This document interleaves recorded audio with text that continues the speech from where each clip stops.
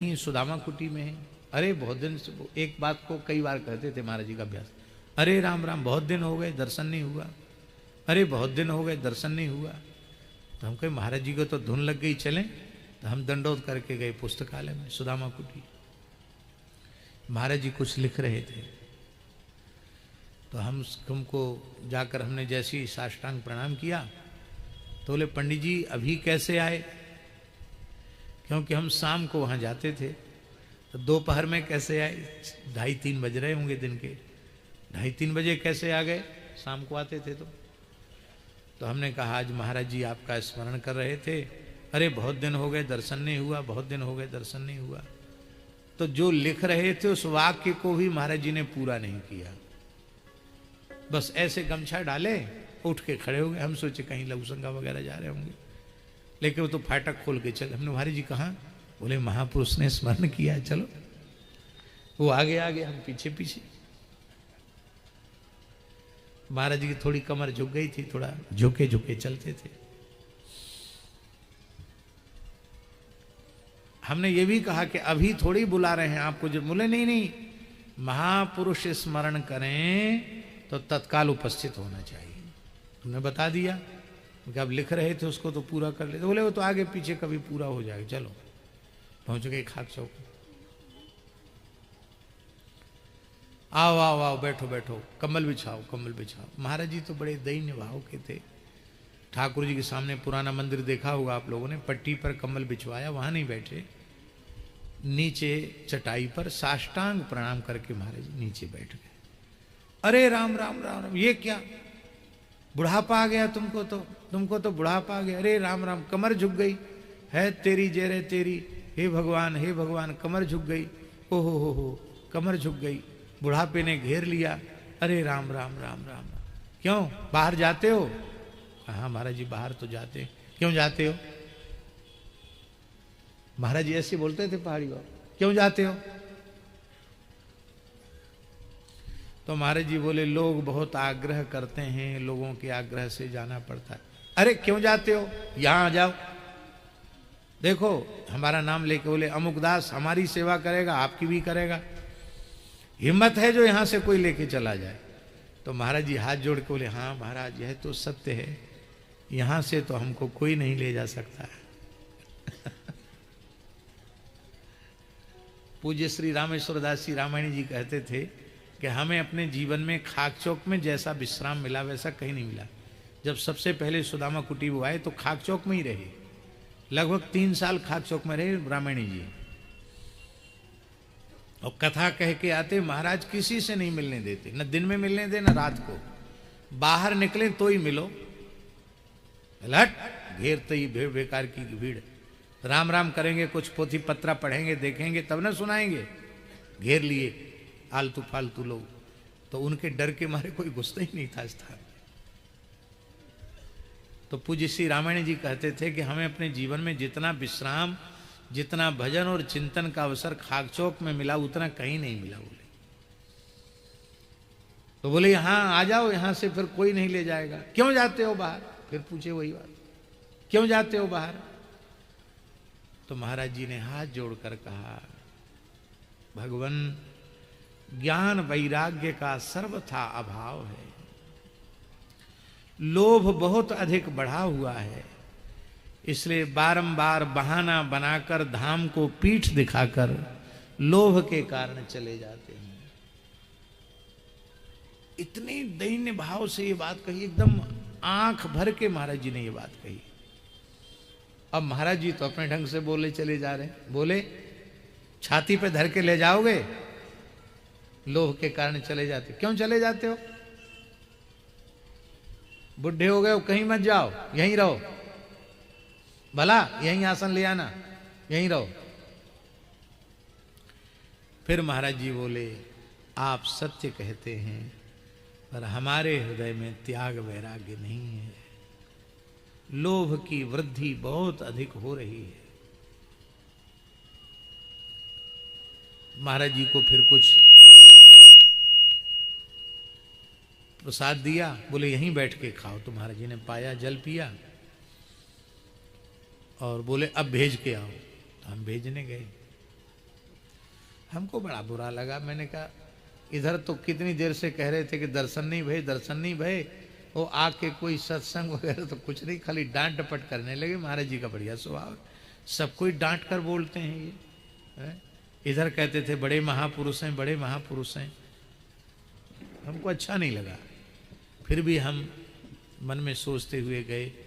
वहाँ मैंने महाराज जी से कहा महाराज जी क्षमा करना, और महाराज जी तो ऐसे बोलते, उनका बोले क्या बोले वो, ऐसे कुछ एकदम ठीक बोले।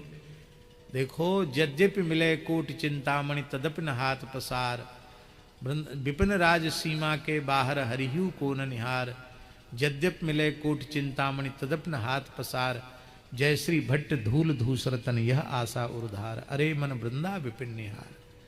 बिल्कुल ठीक है, धाम को पीठ दिखाकर जाना, लोभ तो बढ़ा ही हुआ है। हमने कहा महाराज जी दास तो आपके चरणों में रहता है, लोभ की सूक्ष्म गंध भी आपके मन में नहीं है। और महाराज जी ने अपने संपूर्ण जीवन में न के 1 इंच भूमि खरीदी, न अपने लिए पक्की कुटिया कच्ची कुटिया तो जाने दो, फूस की झोपड़ी तक नहीं बनाई, और न 1 रुपए का संग्रह परिग्रह किया। दास कबीर जतनते ओढ़ी, ज्यों की त्यों धर दीनी चदरिया। एकदम निष्काम सेवक के जैसी महाराज जी ने अपने पूरे जीवन भर सेवा की। ऐसा अद्भुत जीवन जीना सबके बस की बात नहीं। हमने कहा महाराज जी आप में तो सूक्ष्म गंध भी नहीं है।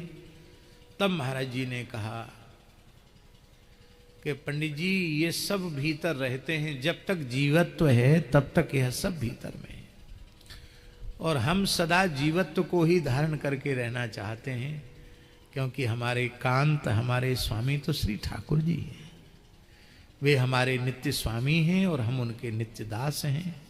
फिर बोले ये रहते हैं पर साधक की पकड़ में नहीं आते हैं, इसलिए इनको स्वीकार करते रहने से लाभ होगा। और रहते हैं और फिर मना कर देना कि हम अब काम क्रोध आदि विकारों से शून्य हो गए हैं, उससे अहंकार उत्पन्न हो जाएगा, और जब अहंकार उत्पन्न हो जाएगा तो बिना बुलाए सारे विकार फिर से आ जाएंगे। फिर महाराज जी ने ये बात कही कि तुलसीदास जी, सूरदास जी, नाभाजी क्या विकार युक्त महापुरुष थे, इन्होंने ऐसा क्यों कहा? सर्वथा निर्विकार होते हुए मैं सविकार हूं ऐसा स्वीकार किया। इसलिए सदा दैन्य भाव में साधक को जीना, यही नारद मोह के चरित्र का प्राण है, यही सार तत्व है। उस समय महाराज जी ने ये चौपाई बोली थी, लोभ पास यही गर न बंधाया, सो नर तुम समान रघुराया। तो हम तुम समान कहाँ हैं, हम तो उनके सेवक ही हैं, उनके समान कैसे हो सकते हैं। बोलो भक्तवत्सल भगवान की जय। भगवान ने निश्चय कर लिया कि नारद जी के ऊपर तो कृपा करनी ही है, और नारद जी ने इसकी प्रार्थना भी की। यही है संत का स्वभाव, वो चाहे जितनी ऊंचाई पर पहुंच जाए, उसकी भाषा नहीं बदलनी चाहिए, उसका व्यवहार नहीं बदलना चाहिए।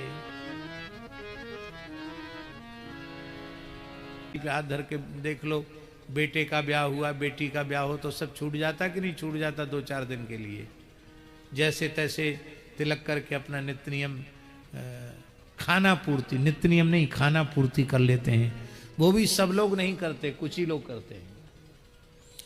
निर्वाध रूप से हम भगवत भागवत सेवा कर सकें, न जातक सूतक का स्पर्श हो न मृतक सूतक का स्पर्श हो, तो भगवत सेवा के लिए संन्यास है, और भगवत सेवा में शिखा सूत्र की अनिवार्यता है। इसलिए हमारे यहाँ शिखा सूत्र त्याग की परंपरा नहीं, भगवत सेवा के लिए संन्यास। लिंग संन्यास और अलिंग संन्यास। लिंग माने होता है चिन्ह, प्रतीक। सन्यासी का प्रतीक है त्रिदंड। भगवान शंकराचार्य की परंपरा में 1 दंड रखते हैं, और वैष्णव परंपरा में त्रिदंड रखते हैं। जैसे हमारे स्वामी जी गंगा पुत्र जी त्रिदंड धारण करके विराजमान हैं। अरे भाई उसको ऐसे टटोल के मत देखिए। हाँ, दंड धारण भी केवल विप्र कुलोत्पन्न व्यक्ति ही सविधि दंड धारण कर सकता है। जो विप्र कुलोत्पन्न नहीं है वो दंड धारण नहीं कर सकता। दंड की ये मर्यादा। तो दंड युक्त सन्यास जो है वो लिंग सन्यास है, क्योंकि लिंग माने चिन्ह, और अलिंग सन्यास है बिना दंड का सन्यास, वो अलिंग सन्यास है। दंड सन्यास में नियमावली थोड़ी और कठोर हो जाती है, और अलिंग सन्यास में थोड़ी रियायत मिलती है। तो इसलिए हमारे यहां लिंग सन्यास कम है, अलिंग सन्यास ही ज्यादा है, पर दोनों सन्यास ही है। और किसी किसी आचार्य के मत से लिंग सन्यास को सन्यास कहा गया और अलिंग सन्यास को परमहंस अवस्था कहा गया। तो कहीं कुछ आचार्य उसको और उत्कृष्ट भी मानते हैं। ये अपनी अपनी विचारधारा है, इस विवाद में अपने को नहीं पड़ना है। तो उसे आरूढ़ पतित कहा जाता है। आरूढ़ माने सर्वोच्च कक्षा में प्रतिष्ठित होने के बाद नीचे गिर गया, उसे आरूढ़ पतित कहा जाता है। और दूसरा नाम ओझा जी क्या है उसका? वानतासी। क्या कहा जाता है? वानतासी माने जानते क्या होता? कुत्ता। कुत्ता खा लेता है, फिर उल्टी कर देता है, फिर खा लेता उसको। तो जिन भोगों की उल्टी कर दी, फिर उन्हीं भोगों को फिर से ग्रहण करने लग गया।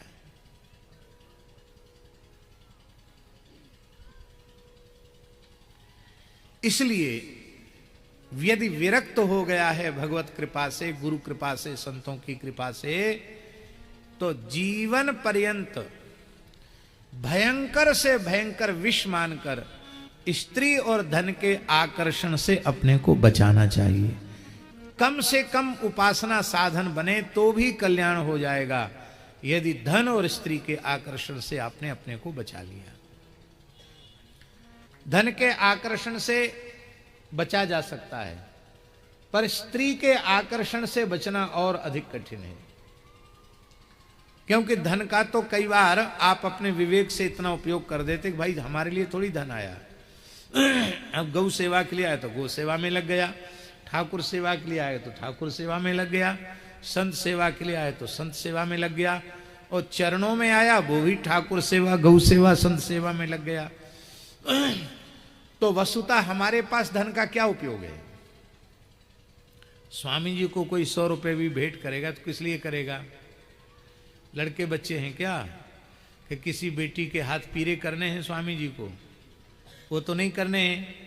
इसलिए कि भाई आश्रम में उत्सव महोत्सव हैं, गौ माता की सेवा है, संतों की सेवा है, ठाकुर जी के उत्सव हैं, इसलिए करते। तो जो वस्तु जिस निमित्त आई है उस निमित्त लगा देना, 1 रुपए भी नहीं रखना, 1 रुपए भी नहीं। और हमने ये देखा है, आप स्वयं ये वृत्ति मन में न रखें कि पृथकता वाली बात, अलगाव वाली बात न रखें, तो ठाकुर जी की ओर से कोई कमी नहीं। हमको किसी महापुरुष ने कहा 1995 में, जब खाक चौक पहाड़ी बाबा स्थान पर हमको महंत पद पर प्रतिष्ठित किया गया, तो किसी अच्छे अनुभवी महापुरुष ने हमसे कहा कि देखो महंतों का जानते नहीं हो, कुछ दिन महंत बना के रखेंगे, बाद में भगा देंगे, तो कुछ कुछ थोड़ा थोड़ा पैसा अपना इकट्ठा करना अभी से शुरू कर दो, कि जिसमें कभी ऐसा अवसर आवे कि निकल के बाहर होना पड़े तो कहीं से अपना 2 हाथ जगह खरीद के कुटिया बना के रहोगे, रोड पे रहोगे, कहाँ रहोगे। मेरे मन में बड़ी बेचैनी हो गई। मैंने मन में सोचा कि मैंने आज तक तो कभी रुपया संग्रह नहीं किया, रखा नहीं, तो ये महापुरुष ऐसा कह रहे हैं। तो मैंने पूज्य महाराज जी से कहा, तो महाराज पूज्य गुरुदेव भक्त महाराज जी बोले, पंडित जी रुपया पैसा के लिए साधु बने हो, रुपया पैसा के नाम पर मठ मंदिर आश्रम के नाम पर लंगोटी लगाई है कि राम राम करने के लिए लंगोटी लगाई है। भगवान के सहारे रहो, न मनुष्य का सहारा लो, न धन का सहारा लो, जैसे रहो वैसे ही रहो, वैसे ही रहे, और भगवान की दया से कोई कमी नहीं है।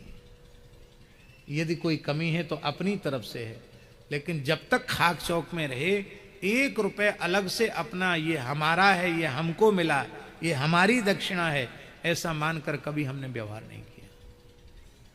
ना आज मलुक पीठ में वैसा व्यवहार है, पास रहने वाले सब लोग जानते हैं। भगवान ने कृपा करके वेश भी ऐसा दिया है जिसमें जेब नहीं है। अचला में कहाँ जेब है जहां पैसा रखोगे, इसलिए ना पैसा रखने की जगह है, ना मोबाइल रखने की जगह है, इसलिए ना मोबाइल है ना रुपया है। हम भी कुर्ता उर्ता पहने, जैकेट पहने तो हम रख सकते हैं, पैसा बटुआ रखें, मोबाइल रखें, पर गुरुजी ने हमको कुर्ता पजामा तो वेश में दिया नहीं, धोती और जैकेट तो वेश में दिया नहीं, वेश में अचला लंगोटी दिया है। तो वही गुरु प्रदत्त वेश वही है, जहां तक शरीर चले उसी वेश में रहना चाहिए। तो धन का आप विवेक पूर्वक उत्तम उपयोग कर सकते हैं, लेकिन स्त्री के आकर्षण से बचना बहुत कठिन है। दोनों के आकर्षण को त्याग दो तो इस कराल कलिकाल में ठाकुर जी के रजिस्टर में आपका नाम साधु के नाम पर लिख दिया जाएगा। इसलिए संत श्री मलुकदास जी ने कहा, नारी घोटी अमल की, अमली सब संसार, को एक साधु ऐसा ना मिला, जो संग उतरा हो पार।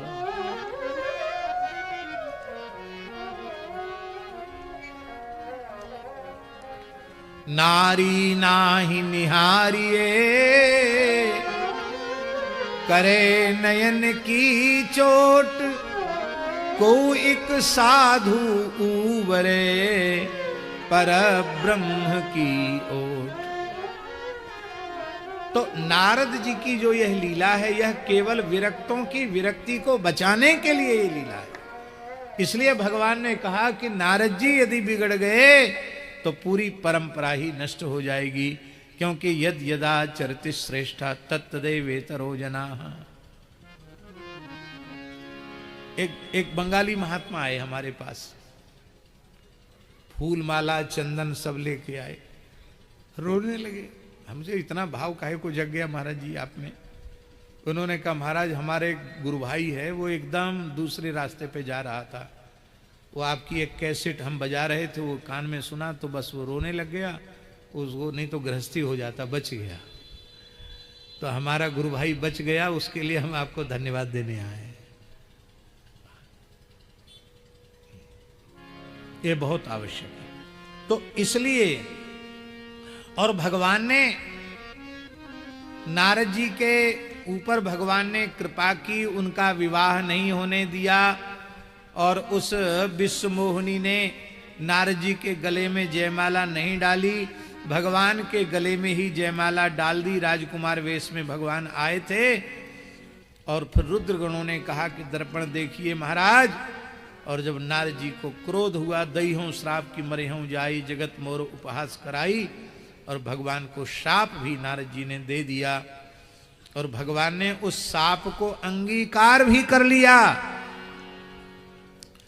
और जब भगवान ने अपनी माया का पर्दा थोड़ा सा हटाया, बस नारद जी को स्वरूप की स्मृति हो गई, तो रोने लगे, प्रभो क्षमा करें, वृथा श्राप मम होहु कृपाला, वृथा श्राप होहु कृपाला, मम इच्छा कही दीन दयाला, मम इच्छा कही दीन दयाला। बोले हमें संतोष नहीं है, आपको प्रायश्चित बताना पड़ेगा। बोले बताएंगे जरूर। जपहु जाए शंकर सत नामा। शंकर जी का शतनाम स्तोत्र का जप और शिव तीर्थों की यात्रा, ये प्रायश्चित क्यों बताया स्वामी जी शिव पुराण के अनुसार? इसलिए बताया कि पहला अपराध शिव जी के प्रति हुआ। शंकर जी की बात नारद जी मान लिए होते तो इतना नाटक होता? तो पहले शिव अपराध हुआ, भक्तापराध, वैष्णवापराध हुआ, फिर भगवत अपराध हुआ।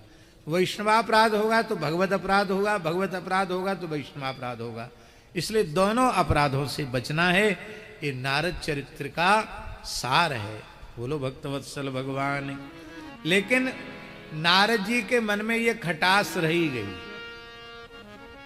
इतना सब होने के बाद भी रामावतार में, अरण्य कांड में, जब नारद जी चरणों में बैठे प्रभु के, तो आखिर मन की बात रोक नहीं पाए, कह ही दी। क्या कहा? भेद है त्रिगुणात्मिका जड़ माया। त्रिगुणात्मिका माया जिसके 3 गुण हैं, सत्व, रज और तम। ये त्रिगुणात्मिका माया, जड़ माया। इस जड़ माया में आप ब्रह्मस्तंभ पर्यंत संपूर्ण चराचर मोहित हो रखा है। ये माया ही सारे जगत का संचालन कर रही है। एक दूसरी माया है, जिस माया का नाम है जनमोहनी माया। क्या नाम है? जनमोहनी माया। इस जनमोहनी माया को ही वैष्णवी माया कहा गया। इस माया में नित्य मुक्त भक्त मोहित हो जाते हैं।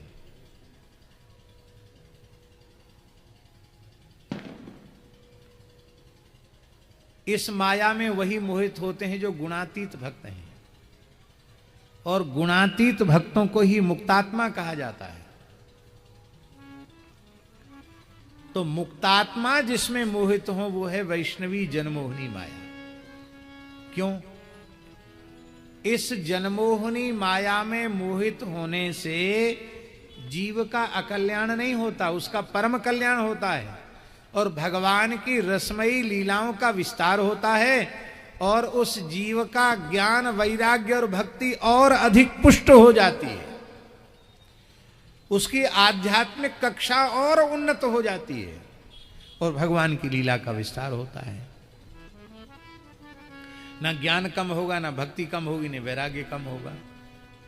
तो मनमोहन शरण जी यहां सूक्ष्म बात यह है कि ये बात मन में ध्यान में रखनी चाहिए कि जैसे हम लोग जड़ माया में मोहित हो रहे हैं, उस माया में नारद जी मोहित नहीं है, क्योंकि माया जीत संत हैं नारद जी।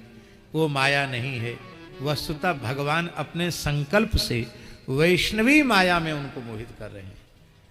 हम सब जीवों के ऊपर कृपा करने के लिए, नारद जी के ज्ञान, भक्ति, वैराग्य का पोषण करने के लिए, और अपनी रसमयी अवतार लीला की भूमिका का निर्माण करने के लिए। तब प्रश्न उठा कि भगवान के लिए आवश्यक क्यों है कि वे अपने मुक्त भक्त को अपने संकल्प से अपनी वैष्णवी माया में मोहित करें। यह आवश्यक है। क्यों आवश्यक है? बद्ध जीव के साथ भगवान की क्रीड़ा नहीं होती। मुक्तात्माओं के साथ ही भगवान खेलते हैं। हमारे हाथ पैर बंधे हुए हैं, और आचार्य श्री पुंडरीक शास्त्री जी के भी हाथ पैर बंधे हुए हैं, और कहे दोनों खेलो, तो कैसे खेलेंगे भाई? दोनों के हाथ पैर खोले हुए होंगे, बंधन से मुक्त होंगे, तब ना क्रीड़ा होगी। तो वैसे क्रीड़ा हो जाएगी? क्रीड़ा के लिए मुक्त होना आवश्यक है। भगवान तो सर्वतंत्र स्वतंत्र मुक्त हैं, परम मुक्त हैं, परम स्वतंत्र सिर पर कोई, परम मुक्त हैं भगवान। तो बद्ध जीव के साथ भगवान की लीला नहीं होती है। भगवान की विशिष्ट लीलाएं मुक्तात्माओं के साथ ही होती हैं। इसलिए भगवान का जो भी नित्य परिकर है वो सबके सब मुक्तात्मा है। नित्य साकेत से ही धरती पर आए हैं, नित्य गोलोक से ही धरती पर आए हैं। यही सिद्धांत मानने से काम चलेगा। तो मुक्तात्माओं के साथ भगवान खेलते नहीं। क्यों नहीं खेलते? क्योंकि मुक्तात्मा इसके लिए राजी नहीं होते। क्यों राजी नहीं होते? इसलिए राजी नहीं होते हैं क्योंकि भगवान की भगवत्ता का ज्ञान उन्हें होता है, बोध होता है।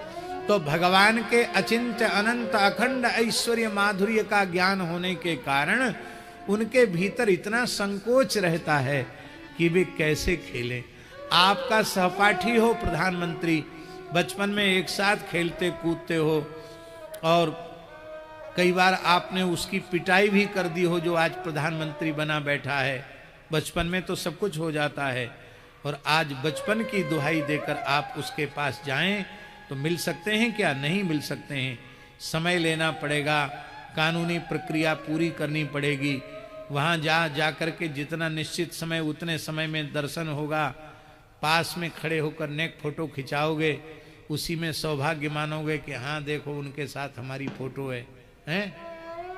और कहीं बचपन में जैसे लद पड़ते थे ऐसा करोगे तो तुरंत हथकड़ी बेड़ी पड़ जाएगी। तो आप जानते हुए भी कि मेरा लंगोटिया यार है, मित्र है, फिर भी उसके उस पद की गरिमा के कारण उसके प्रति आपके हृदय में मित्र के व्यवहार में जैसे संकोच नहीं होता, वो संकोच आपके रहता है। एक सामान्य व्यक्ति एक उच्च पद पर पहुंच गया, उसके प्रति इतना संकोच, फिर अनंतानंत ब्रह्मांडों के जो एकमात्र अधिपति भगवान हैं, उन भगवान के अचिंत्य अनंत अखंड ऐश्वर्य माधुर्य का जिसको ज्ञान हो, वो भला भगवान के साथ कैसे खेल पाएगा? अब भगवान खेलना चाहते हैं, भगवान चोरी कर लेते हैं, उसके ज्ञान की चोरी, उसके विज्ञान की चोरी। और यही चोरी जय विजय की कर ली तब लीला हुई, यही चोरी लक्ष्मी जी की कर ली तब लीला हुई, यही चोरी नारद जी की कर ली तब लीला हुई। इसलिए इस लीला में कोई भक्त का अनिष्ट नहीं होता है, इसमें भक्त का दोष नहीं। क्यों? वो भगवान की इच्छा से, मम इच्छा कह दीन दयाला। ये वैष्णवी माया, जनमोहनी माया का भागवत में 2 जगह स्पष्ट संकेत आया। मां भूदिति निजाम मायाम ततान जनमोहनी। जब कंस वध करके भगवान वसुदेव देवकी के पास गए तो वो भगवान का आलिंगन नहीं कर रहे थे। हम तो संसारी हैं, गृहस्थी हैं, विषयी हैं, ये परमात्मा हैं। ब्रह्मा जी शंकर जी इनके चरणों का ध्यान करते हम बहुत दुखी हो रहे थे। भगवान बोले हम इसलिए थोड़ी आए कि तुम ही हमको उल्टे दंडौत करो। भगवान ने तुरंत वसुदेव देवकी के ज्ञान की चोरी कर ली, तो बेटा बेटा कह के रोने लगे, भगवान को गोद में बिठा लिया, और इतने बड़े कृष्ण बलराम को देवकी जी दूध पिलाने लग गई। ये सुख तब होगा जब ततान जनमोहनी माया का विस्तार किया। भगवान ने यशोदा मैया को मुख में जमाई लेते समय ब्रह्मांड का दर्शन करा दिया। मैया के मन में आई बात, अरे लाला तो हमारो परमात्मा ही सांची बात है। गर्गाचार्य जी कह के गए, वो बात बिल्कुल सांची निकसी। सूरज चंद्रमा धरती आकाश पाताल पूरो ब्रजमंडल सब कछु या के नेक से पोटुआ बराबर मोहड़े में ही सब कछु या के भरो भयो है, और ये तो निश्चित परमात्मा है। अरे मैं तो यार अपनो लाला मान के व्यवहार कर रही हूँ, बड़ो अपराध मुँह पे चढ़ रहे हो। मैया बिचारी विचार करवे लगी। भगवान बोले ले साहब, अब मैया भी ऐसा विचार करवे लगेगी तो अलमारी में धर देगी, 2 बतासा भोग के लिए धर देगी, घंटरिया हिलाए देगी, ले लो बाब ठाकुर जी। तो हम ये करने के थोड़ी है, तो मंदिरों में बहुत पुजारी लोग करते हैं, पूजा अरि पूजा या अरि। व्याख्यान नहीं करना है, सब लोग ऐसे नहीं होते हैं, इसलिए हम तो पुजारी कहने में भी हमको संकोच होता है। बोलो भक्तवत्सल भगवान की।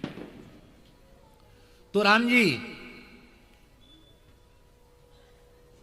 भगवान ने उस समय वैष्णवी माया का विस्तार किया। लिखा है माँ उदित निजाम माया, वहां ततान जनमोहनी में, और यहां है वैष्णवीम व्यतनोन मायाम पुत्र स्नेह मयीम विभु। वैष्णवी माया का भगवान ने विस्तार किया, और मैया यशोदा बिल्कुल भूल गई कि ये परमात्मा है, और लाला लाला कह करके लाड़ प्यार दुलार करने लगी। बोलो भक्तवत्सल भगवान की जय। जय जय श्री सीताराम। इस प्रकार से यह एक कारण हो गया। और दूसरा एक कारण,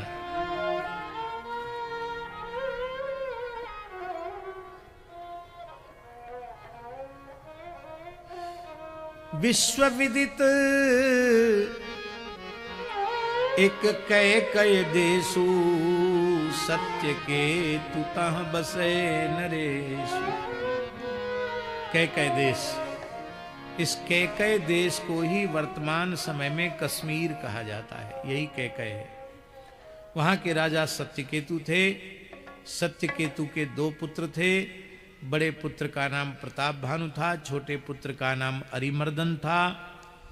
और कथा आप सबको पता है, उसका बहुत रोचक ढंग से विस्तार से वर्णन करने की जरूरत नहीं है। कपट मुनि के चक्कर में पड़ गए, और कपट मुनि के चक्कर में पड़े तो ऐसे चक्कर में पड़े कि उसने बंटा ढार कर दिया। अब यहां एक विशेष बात है, प्रताप भानु जो राजा है उसमें कोई ऐसा दोष नहीं दिखाई पड़ता है, दुर्गुण नहीं दिखाई पड़ता है जिसका इतना बड़ा दंड उसको मिलना चाहिए। वर्णाश्रम धर्म का पूर्ण निष्ठा से पालन करता है। संपूर्ण वेद में कहे गए यज्ञों को निष्काम भाव से उसने हजारों हजारों बार किया, और करने के बाद भगवान के चरणों में अर्पित भी कर दिया।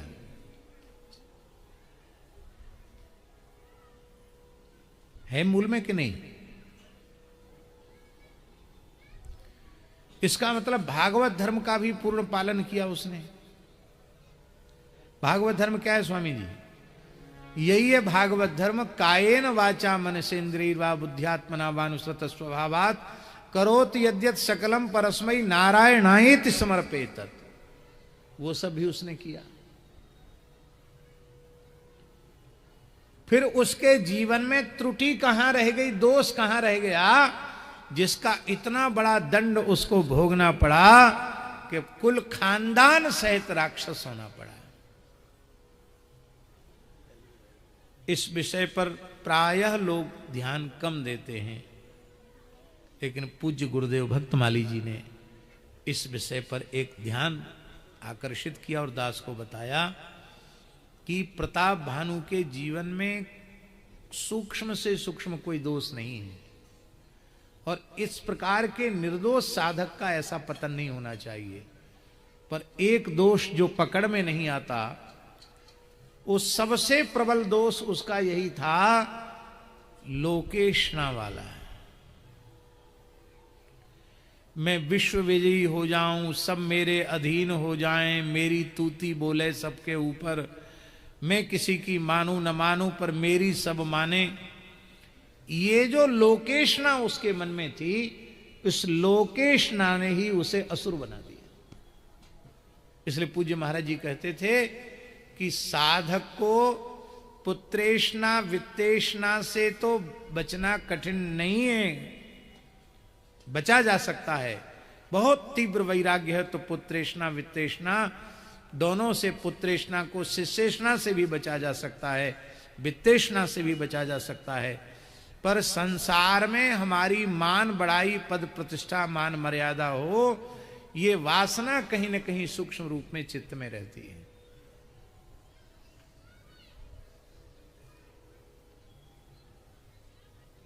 और ये वासना जब चित्त में रहेगी तो वेश बदल करके पुत्रेशना आ जाएगी, वो शिष्येशना बन के आ जाएगी, और वित्तेशना परमार्थ का लबादा उड़ के आ जाएगी।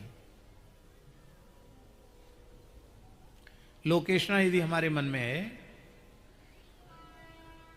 तो वित्तेशना परमार्थ बन के आ जाएगी। भाई हमको तो जरूरत नहीं है, पर आश्रम है, इतनी गैया हैं, इतने संत हैं, बिजली का बिल है, टेलीफोन का बिल है, कहाँ से आएगा? उसके लिए तो धन चाहिए, हमें जरूरत नहीं है, पर सेवा के लिए तो है। तो परमार्थ का रूप लेकर के धन की इच्छा आ गई। अब जब मठ मंदिर बन गया तो फिर पुजारी चाहिए, गृहस्थी पुजारी बाबा जियों कहीं ज़्यादा दिन चलता नहीं है, क्योंकि उसको सूतक कब कब लग जाएगा, फिर दूसरा पुजारी खोजो, वो ड्यूटी करेगा, सेवा तो करेगा नहीं।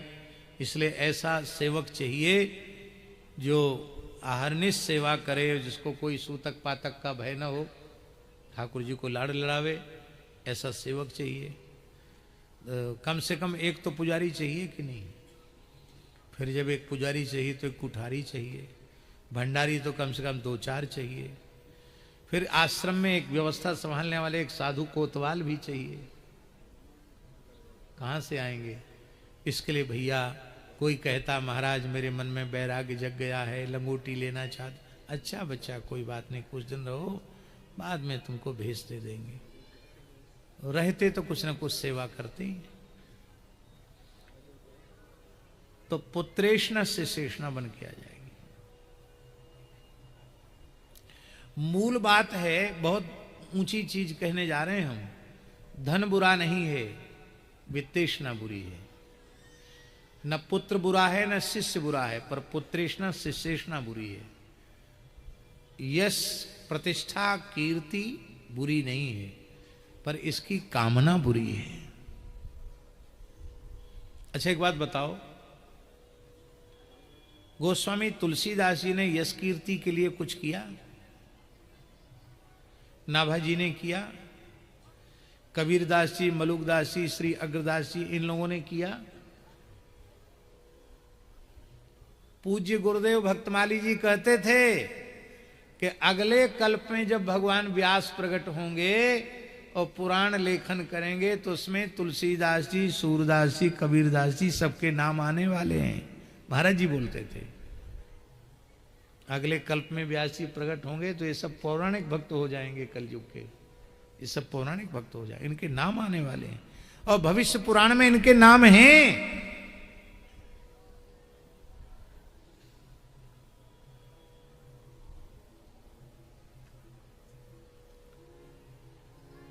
लोकेशना बुरी है, यश कीर्ति, यश कीर्ति तो भक्त को सहज मिलती है।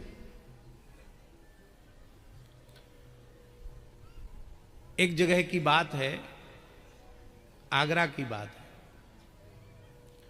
हमको वहीं के लोगों ने सुनाया। आगरा के पास कोई गांव था, वहां पूज्य करह वाले महाराज जी की प्रेरणा से पूज्य मामा जी कथा कहने गए हैं। हाँ खेरागढ़ जी। तो उस समय बैनर, ये होर्डिंग वगैरह जैसे आजकल छप जाते हैं ना, वैसे नहीं छपते थे, कपड़े पर और उससे नील से या लाल कलर से और उससे लिखा जाता था। सर महाराज जी आज्ञा करिए, क्या बात है? बोले इन सब सुख सुविधाओं के आदी तो तुम नहीं हो गए हो। हमने कहा नहीं, पूज्य गुरुदेव भक्तमाली जी के लिए ये ला करके रखा है और आप आए हैं यहाँ, ठंड है इसलिए। तब ठीक है। तो हमको बात ध्यान में आती है कि इतना सूक्ष्म विचार, इसके अधीन तो तुम नहीं हो गए हो। तो उनकी नजर पड़ गई, बोले हम कथा नहीं कहेंगे। कहा क्यों? बोले ये किसने पावर दे दिया हमारे नाम के आगे संत शिरोमणि लिखने वाला। आविष्ट हो गए महाराज जी। बोले हम तो अभी कोशिश कर रहे हैं साधु बनने की, साधु बन कहां पाए, या आपने कैसे? बोले महाराज अब तो क्या लिख के? बोले नहीं, हटाओ इसको। बैनर हटवा ही दिया। इसके बाद महाराज जी भीतर मंडप में गए। हम तो कहते हैं हमारे नाम के पीछे अमुक उपाधि कम क्यों रह गई। और पूज्य श्री महाराज जी जो लिखा लिखाया बैनर हटवा दिया, तब भीतर मंडप में प्रवेश किया। ऐसा उदाहरण खोजने से मिलेगा? ऐसा व्यवहार तभी होता है जब लोकेशना की गंध भी नहीं होती है। और हम फिर स्मरण करें, कल हमने कहा था, फिर हम कहेंगे कि जैसे 400-500 वर्ष के बाद आज श्री तुलसीदास जी की वाणी इतने दिव्य भावों से गाई जाती है, अब कितने समय बाद ये तो ठाकुर जी जानेंगे। लेकिन एक समय आएगा कि पूज्य मामा जी के पदों को, मामा जी की वाणी को ऐसे ही लोग गाएंगे जैसे सूरदास जी, तुलसीदास जी, मीराबाई के पद गाते हैं, ऐसे ही लोग गाएंगे और ये पूज्य मामा जी की वाणी जीवों का मार्गदर्शन करेगी। हम लोग उनकी महिमा समझ कहां पाए कि वो क्या थे, कौन है। तो प्रताप भानु के चरित्र में एक ही दोष है और उस दोष का नाम है लोकेशना। इस लोकेशना के कारण ही पहला गुरु अपराध बना। जब उस कपट मुनि ने कह दिया था कि देखो हित करेंगे, इसके लिए हमको तुम्हारे गांव में भी जाना पड़ेगा, और वो इतना विचित्र व्यक्ति था, उसने कहा कि मैं जब से पैदा हुआ हूं तब से काहू के घर गांव ना गए हूं, कहीं गया ही नहीं मैं अब तक। और बोले महाराज आपका नाम एक तनु कैसे पड़ गया? अरे बोले पूछो मत, हमारे नाम की व्युत्पत्ति इसका बड़ा विलक्षण अर्थ है। आदि सृष्टि उपजी जब तब उत्पत्ति बहे मोर, नाम हमारे एक तनु देह न धरी बहोर।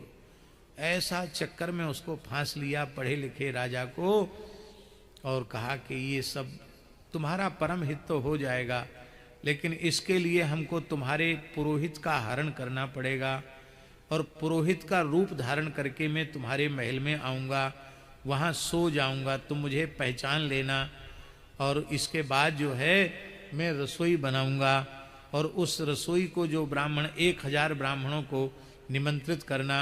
1000 की 10,000 हैं? कितने? 1 सहस्र, 1 सहस्र नहीं, 1 लक्ष्य है, 1 लाख, 1 लाख ब्राह्मणों को निमंत्रित करना, और वो जो ब्राह्मण खाएंगे उनके घर में जो खाएंगे वो सब के सब तुम्हारे अधीन हो जाएंगे। होए न विमल विवेक गुरुसन किए दुराव। उसका कर्तव्य था कि पहले वो अपने गुरुजी से पूछता कि ऐसे ऐसे एक महात्मा मिले, आप बताओ। पर पुरोहित जो निरंतर यजमान का हित चिंतन करता है उसको कुछ नहीं बताया। उस बेचारे को तो उस मायावी असुर के द्वारा बंदी बनवा दिया गया, और उसने जो किया माया महिते कीन रसोई, उसने मायामय रसोई बनाई। इससे ये प्रमाणित मत करने लग जाना कि उस समय के ब्राह्मण मांस खाते थे, ऐसा नहीं है। मायामय का अर्थ है वस्तुतः जो भोज्य पदार्थ है वही बनाया गया, अभोज्य कुछ नहीं था, पर माया पूर्वक उसमें मांस मिश्रित कर दिया गया, मांस को ही इस रूप में प्रस्तुत कर दिया गया। भक्ष्य भुज्य लेह्य चोष्य षडरस अन्न के रूप में उसे प्रस्तुत कर दिया। और जब वो ब्राह्मण आचमन करके खाने के लिए उद्यत थे, उसी समय आकाशवाणी हुई कि भई रसोई भूसुर मासु, इसमें ब्राह्मण का मांस इसमें मिलाया हुआ है। तब अब तो ब्राह्मण सावधान हो गए और उन्होंने कहा ईश्वर राखा धर्म हमारा। भगवान ने तो हमारे धर्म को बचा लिया, लेकिन तेरे पाप का परिणाम तुझे भोगना पड़ेगा। समीप आए बहुबारा, और उनकी वाणी सुनकर के भी उन्होंने अपनी समाधि नहीं छोड़ी। और अंत में भगवान की वाणी उनके कान में पड़ी, और जब भगवान की वाणी मनुष्य रूपा के कान में पड़ी तो वो कैसी वाणी, आहा आहा, क्या कहना।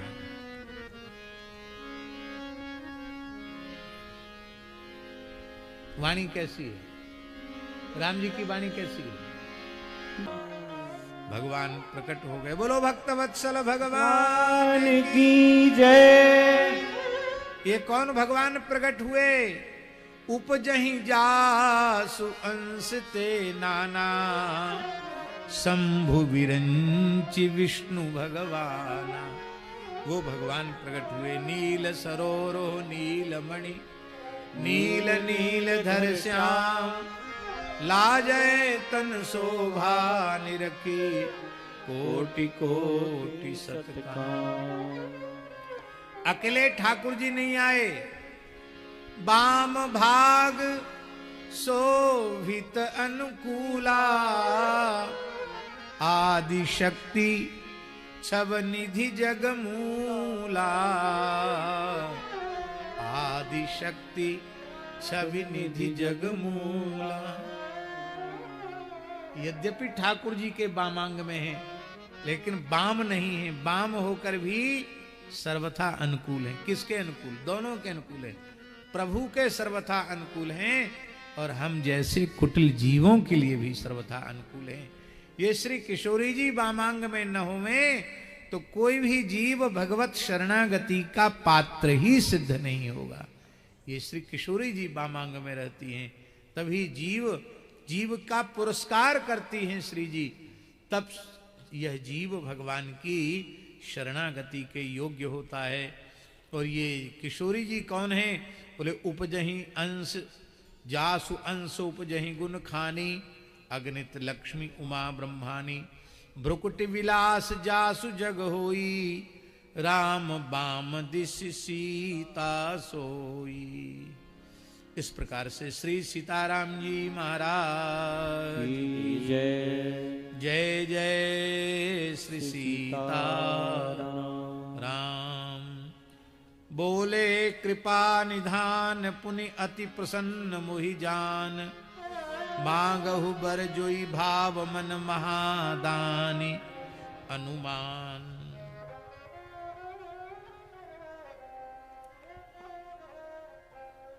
अब देखिए मनु जी क्या कह रहे हैं। नाथ देख पद कमल तुम्हारे, अब पूरे सब काम हमारे। कोई कामना अधूरी नहीं, सब कामना पूरी हो गई, लेकिन फिर भी एक लालसा बड़ी उर्माही। जब सब कामनाएं पूरी हो गई तब लालसा कहां से आ गई? इसका अर्थ है कि भगवान पुत्र रूप में आवे, ये कामना मनु जी की नहीं है, ये कामना स्वयं भगवान की है।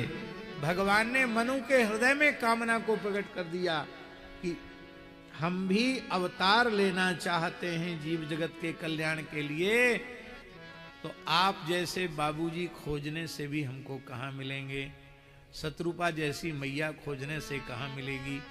इसलिए मानो ठाकुर जी का संकल्प ही मनु जी का संकल्प बन गया। इसलिए चाहूं तुम ही समान सुत, दान शिरोमणि कृपा निधि, नाथ कहूं सति भाव, चाहूं तुम ही समान सुत, प्रभु सन कवन दुराव। पूज्य बक्सर वाले महाराज जी कहते थे कि भगवान ने सोचा कि हमारे जैसे तो हम ही हैं, आप सरिस खोजों कह जाई, और नृप तब तनय होहूं में आई। लेकिन वो वरदान तो पूरा नहीं हुआ। नहीं, स्वयं भगवान बन गए, लेकिन चाहूं तुम ही समान सुत, तो समान सुत वाली बात तो पूरी हुई नहीं। तब श्री रघुनाथ जी ने भरत रूप में अवतार लिया।